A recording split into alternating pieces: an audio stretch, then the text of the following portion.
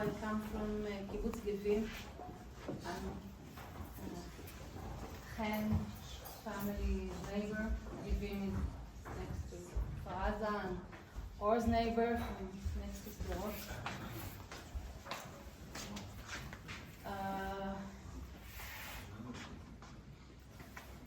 The day of October 7th, we were ending a family trip in Greece.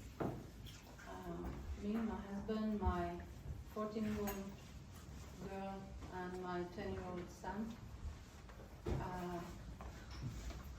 You have to understand that we have a lot of experience with rockets and sirens.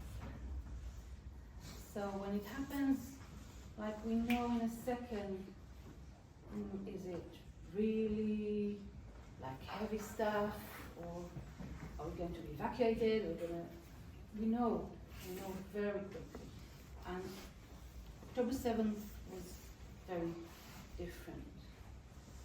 In the kibbutz, my parents live, and my brother and his family. So this morning, on the way to Athens to go back to Israel, we woke up to all this balagan. And I was on the phone with my mom. She's a 76-year-old woman on her own, holding the door of the safe room. And the first thing she said was like, Tuti, that's how she calls me, Tuti, it's Yom Kippur all over again. Now, I was 2 when Yom Kippur was. Little did we know that it's more than Yom Kippur, that it's more like the Holocaust.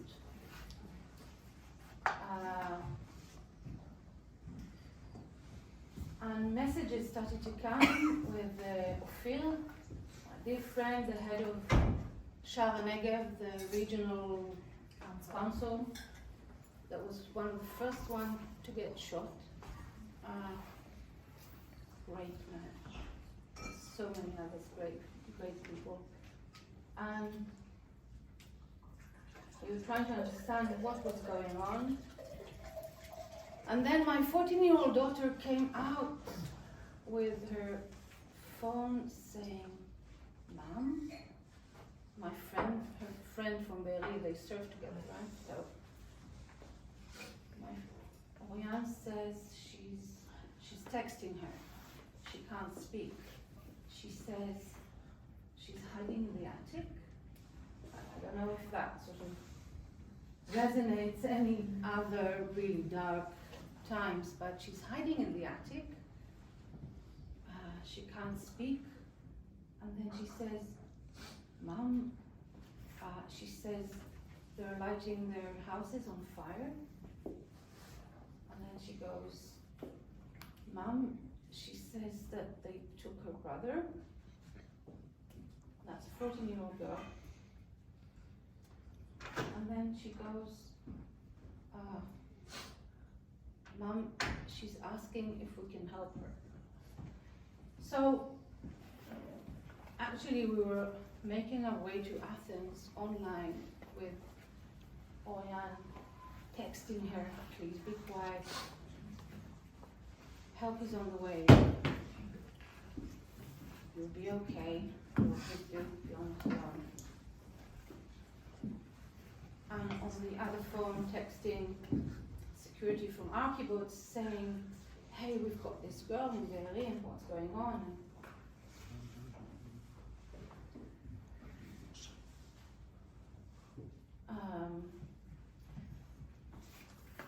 The next day, they spoke. They spoke live. And then she came back and she said, Mom, she told me what she saw when they took them out. She told me they butchered their grandparents. But you know, she was lucky her brother got away. He's not in Gaza, but he has an axe in his head. And a won't go into details what she sort of told me that her friend told her. She went to sleep for 4 days, my daughter. She said, "Mom, I have to understand." Now, what can you tell her as a mom, as a human being? And I just told her, you can't understand it. You're a normal person in a cruel and so abnormal reality. My 10-year-old only with Chen and Gal and Tal and Agam were released. 50 days later, I began to breathe for the first time, I think. My son, who is 10 years old, he plays football in Faza with Gal. Gal was like his mentor in the group. Only when they were released, we told him that they were in captivity. And he started to ask questions, and how do you explain to a 10-year-old this horror? We haven't been to Israel yet. He doesn't know that our neighbor was murdered. His group mate, his friend Be'eri, he's called Be'eri. His father was murdered, our neighbor and friend. He went cycling that day. He got all the way to Mefarsim, to a shelter there. And so many heroic stories you hear. So Shlomi Davidovich is his name. He was a great guy with 4 kids. And he saved. Well, we heard the story from one guy that was that survived this shelter, because all the others didn't. In the in the shelter.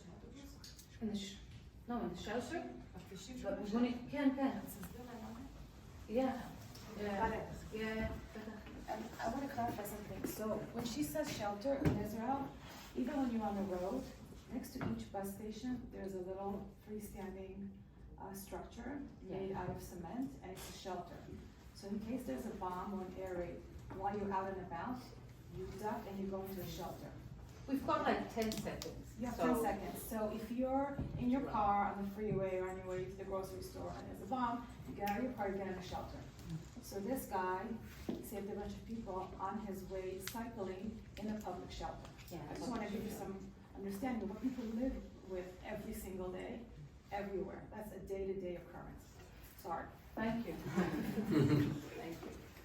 So, yeah, because in the beginning of the war, there was the head of UN, I think, was saying, oh yes, it didn't happen in a vacuum, yeah?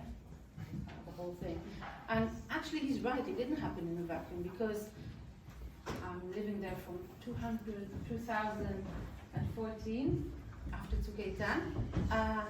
This is our day-to-day life. I mean, if you could see the messages on the kibbutz group, WhatsApp group, yeah? Our kids grow up knowing how to, if they hear like a big boom, they know if it's missile, if it's our bombing, they know exactly what it is. They know exactly what's happening. So when sometimes they're like a huge noise and everybody's like, okay, what's going on, what's going on? And then we get this text, right? Everything is okay, it's only the Hamas drilling, not drilling, Training. yeah. It's okay, the Hamas is training. 4 kilometers away. So this is our reality for the last 10, 22 years. 20 years. That's the reality. So it's not in a vacuum. It's the everyday life.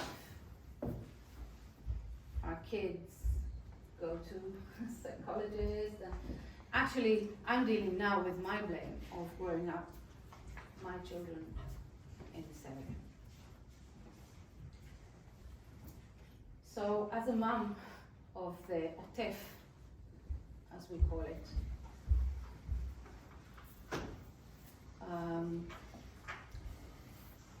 I think, or I feel that there is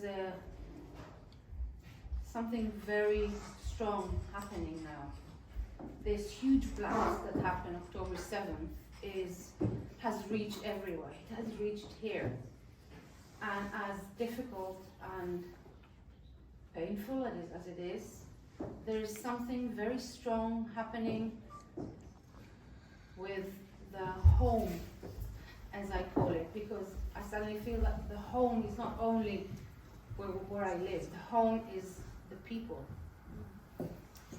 So I want to say thank you as well for the home and heart I feel around. I think it's very important these days to really stand up and be clear about what is right and what is wrong, what can't go on anymore. So, thank you. I really pray for all our friends in Gaza to come back, for all the soldiers to come back safe and sound. And thank you. And I'm Israel.